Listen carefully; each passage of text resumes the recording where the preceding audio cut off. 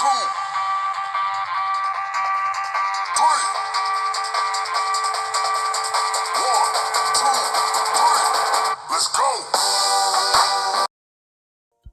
Pada subbab yang pertama, kita akan membahas tentang kelangkaan dan kebutuhan manusia. Selain sebagai makhluk ekonomi, manusia berperan sebagai makhluk sosial. Peran ini tidak lepas dari fakta manusia yang tidak dapat memenuhi kebutuhannya sendiri. Di satu sisi, kebutuhan manusia tidak terbatas. Di sisi lain, alat pemuas kebutuhan jumlahnya terbatas. Kesenjangan antara jumlah kebutuhan manusia yang tidak terbatas dan alat pemuas kebutuhan yang terbatas, itulah yang disebut sebagai kelangkaan. Kelangkaan sebagai permasalahan ekonomi manusia. Dalam kehidupan sehari-hari, manusia tidak terlepas dari berbagai kebutuhan hidup. Kadangkala manusia dihadapkan pada situasi ketika suatu barang kebutuhan yang diperlukan tidak dijumpai di sekitarnya. Akibatnya adalah harga benda tersebut menjadi sangat mahal. Contohnya, pada musim kemarau banyak masyarakat memerlukan air, tetapi air sulit diperoleh. Bahkan masyarakat terkadang rela harus membeli air bersih dengan harga yang sangat mahal. Nah, peristiwa tersebut adalah dapat dikatakan sebagai peristiwa kelangkaan. Yang berikutnya yaitu kebutuhan manusia. Nah, di sini sudah tahu belum apa itu arti dari kebutuhan? Oke, jadi banyak sekali yang mengatakan bahwa pengertian dari kebutuhan dan keinginan itu disamakan padahal sangat berbeda, ya. Keinginan adalah sesuatu yang ingin dimiliki atau ingin dicapai namun tidak menyebabkan terganggunya kelangsungan hidup manusia jika tidak tercapai.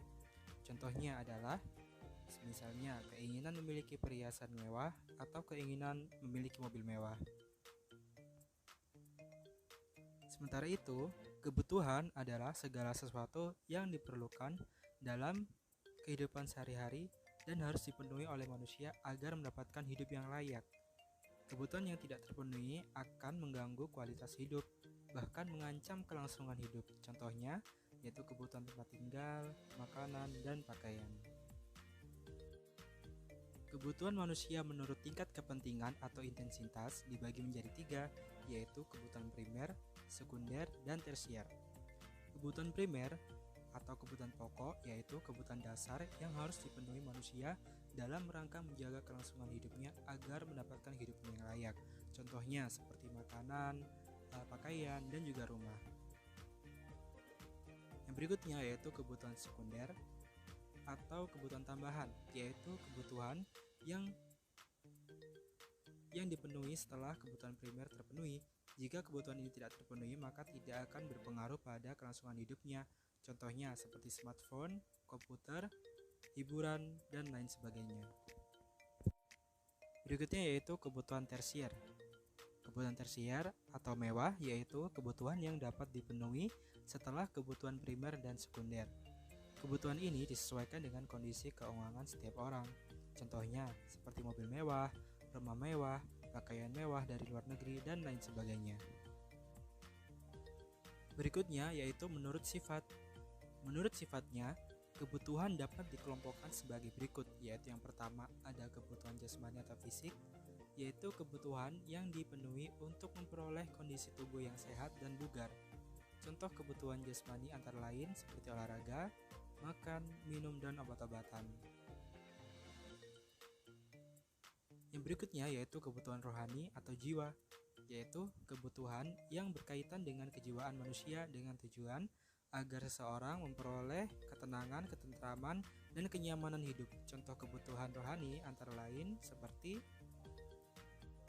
beribadah, piknik, kasih sayang keluarga, dan interaksi sosial di lingkungan masyarakat. Berikutnya yaitu kebutuhan manusia menurut waktu pemenuhan. Menurut waktu pemenuhannya, kebutuhan dikelompokkan sebagai berikut. Kebutuhan sekarang, yaitu kebutuhan yang harus dipenuhi saat ini juga dan tidak dapat ditunda. Contoh kebutuhan sekarang antara lain seperti makanan bagi orang yang kelaparan. Yang kedua yaitu kebutuhan masa depan, yaitu kebutuhan yang dapat dipenuhi pada masa depan. Contoh kebutuhan masa depan adalah seperti menabung. Yang berikutnya yaitu kebutuhan sepanjang waktu, yaitu kebutuhan yang dapat dilakukan sepanjang waktu hidup manusia.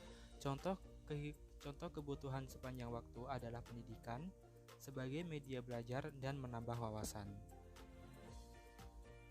Yang berikutnya yaitu menurut subjek yang membutuhkan. Menurut subjek yang membutuhkan, kebutuhan manusia dikelompokkan sebagai berikut. Yang pertama, kebutuhan pribadi atau individu, yaitu kebutuhan yang muncul dalam diri seseorang sesuai dengan selera dan keinginannya. Sebagai contoh, bahwa kebutuhan pilot dengan guru jelas berbeda kebutuhannya. Yang kedua yaitu kebutuhan sosial atau kolektif, yaitu kebutuhan yang diperlukan sekelompok orang secara bersama-sama dalam menjalani kehidupan sosial. Contoh kebutuhan kolektif adalah seperti jalan raya, transportasi umum, rumah sakit, dan lain sebagainya. Nah, itulah pengelompokan kebutuhan hidup. Faktanya, kebutuhan hidup setiap orang berbeda-beda, baik jenis maupun jumlahnya. Kondisi tersebut dapat dipengaruhi oleh beberapa faktor sebagai berikut, yaitu yang pertama, jenis kelamin dan usia, yang kedua, tingkat pendapatan, yang ketiga, tingkat pendidikan, yang keempat, lingkungan tempat tinggal, yang kelima, kemajuan ilmu pengetahuan dan teknologi, yang keenam, status sosial, yang ketujuh, perbedaan selera, dan yang kedelapan, gaya hidup. 3. Tindakan, motif, dan prinsip ekonomi. Yang pertama, kita akan bahas tentang tindakan ekonomi. Manusia melakukan tindakan ekonomi agar kebutuhannya tercukupi dan mencapai kemakmuran. Tindakan tersebut disebut sebagai tindakan ekonomi. Tujuan manusia melakukan tindakan ekonomi antara lain menentukan barang dan jasa sebagai alat memuas kebutuhan, membedakan kualitas barang serta mengendalikan pengeluaran secara rasional. Tindakan ekonomi harus rasional agar mendapat hasil yang optimal. Selain itu, seseorang harus menghindari melakukan tindakan ekonomi secara irasional. Apa perbedaan tindakan ekonomi secara rasional dan irasional? Kamu dapat menjawabnya di buku tulis kamu, kemudian dikumpulkan secara japri di WhatsApp pribadi. Yang berikutnya yaitu motif ekonomi. Dalam ilmu ekonomi, alasan seseorang untuk melakukan tindakan ekonomi dikenal dengan istilah motif ekonomi. Motif ekonomi dikelompokkan menjadi motif ekonomi internal dan eksternal. Motif ekonomi internal adalah dorongan dari diri sendiri yang menyebabkan seseorang melakukan tindakan ekonomi. Sedangkan motif ekonomi eksternal adalah tindakan ekonomi yang dilakukan karena faktor luar dari dalam dirinya. Secara umum, motif ekonomi dapat dibedakan sebagai berikut, yaitu yang pertama, motif untuk memenuhi kebutuhan, yang kedua, motif berbuat sosial, yang ketiga, motif untuk mendapatkan penghargaan, dan yang keempat, yaitu untuk motif untuk memperoleh kekuasaan. Berikutnya yaitu prinsip ekonomi. Prinsip ekonomi adalah usaha yang disertai pengorbanan serendah-rendahnya dengan hasil tertentu atau dengan pengorbanan tertentu untuk memperoleh hasil yang sebesar-besarnya. Orang yang melakukan tindakan ekonomi berpedoman pada prinsip ekonomi akan mengeluarkan pengorbanan tertentu untuk memperoleh hasil yang sebesar-besarnya. Prinsip ekonomi dapat diterapkan melalui pelaku ekonomi dalam kegiatan produksi, konsumsi, ataupun distribusi. Subbab yang berikutnya yaitu tentang kegiatan ekonomi. Untuk memenuhi kebutuhan hidup, manusia melakukan kegiatan ekonomi. Perlu kamu sadari, kegiatan ekonomi yang dilakukan manusia tergantung dari tujuan tiap-tiap individu. Kegiatan ekonomi akan terus dilakukan manusia karena kebutuhan manusia makin bertambah, sementara alat memuas kebutuhan sangat terbatas. Dalam kehidupan sehari-hari, kegiatan ekonomi terdiri atas produksi, distribusi, dan konsumsi. Oke, untuk kegiatan ekonomi seperti produksi, distribusi, dan konsumsi, kalian bisa belajar secara mandiri dan kita akan membahasnya secara bersama-sama di pertemuan yang berikutnya. Yang berikutnya yaitu kita akan masuk ke duniawi dan ukhrawi. Ya, untuk duniawi, dalam pembelajaran ini kita sama-sama dapat belajar bahwa sebagai manusia kita harus bersungguh-sungguh dalam melakukan suatu kegiatan. Misalnya Terkait dengan pembelajaran ini, kita dapat menjadi seorang pengusaha yang sukses apabila kita bersungguh-sungguh dalam menjalankannya.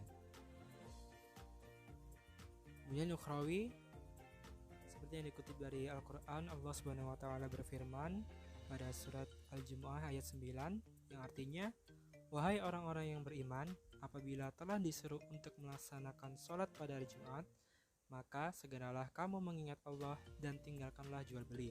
Yang demikian itu lebih baik bagimu jika kamu mengetahui."